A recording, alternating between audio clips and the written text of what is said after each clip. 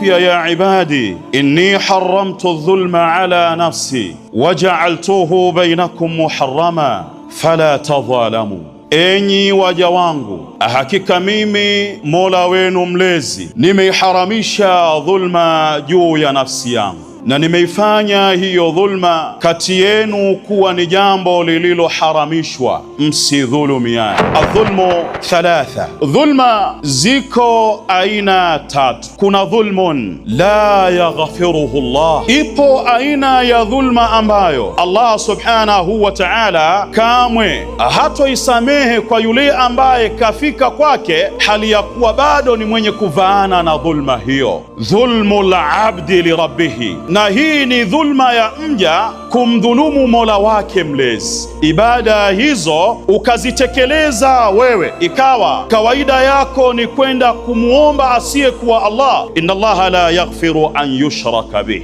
elewa ya kwamba Allah hasamehi dhambi ya kushirikishwa, anataka aabudiwe peke yake kwenye aina zote za ibada. Allah subhanahu wa ta'ala hatoisamehe kama utaondoka kwenye mgongo huu wa ardhi bila ya kutubia kwa Allah subhanahu wa ta'ala. Aina ya pili ya dhulma ni dhulmun yaghfiruhu Allahu inshaa, ni dhulma ambayo Allah subhanahu wa ta'ala ataisamehe akitaka. Wa huwa dhulmul ibadi li anfusihim, ni dhulma ya waja wanapojidhulumu wenyewe, fima bainahum wa baina rabbihim, kwenye yale ambayo yako kati yao na kati ya Mola wao mlezi. Aina hii ya dhulma iko tahta almashia, iko chini ya matakwa yake Allah jalla jalaluhu, na lolote lile ambalo atalifanya dhidi yake itakuwa ni haki yake kufanya hivyo. Akikusamehe ni fadhila zake, na akikuadhibu ni haki yake Allah jalla jalaluhu.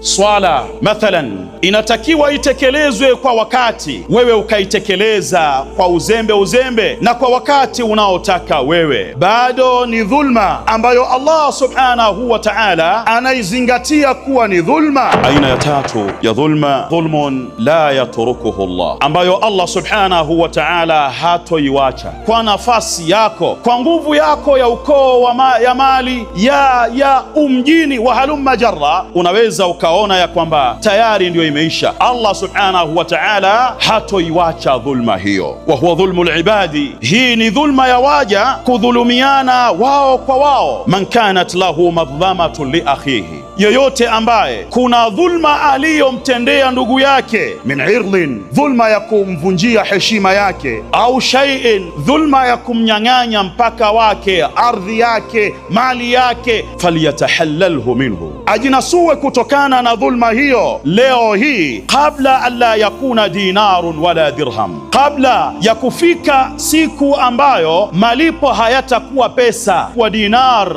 wala hayatakuwa dirham. La tuaddanna alhuququ ila ahliha yawm alqiyama, wallahi thumma wallahi, zitarejeshwa haki kwa watu wake siku ya Kiyama. Ni dhulma ambayo hatoiwacha Allah. Faman taba min an-naw' al-awwal, yeyote yule ambaye atatubia kutokana na aina ya kwanza, wathani, na aina ya pili, taba Allahu alayhi, Allah ataipokea toba yake. Ama an-naw' ath-thalith, ama aina ya tatu, fadharuriyu min irja'i al-madhalimi li ahliha, ni lazima yaliyodhulumiwa yakarejeshwe kwa waliodhulumiwa.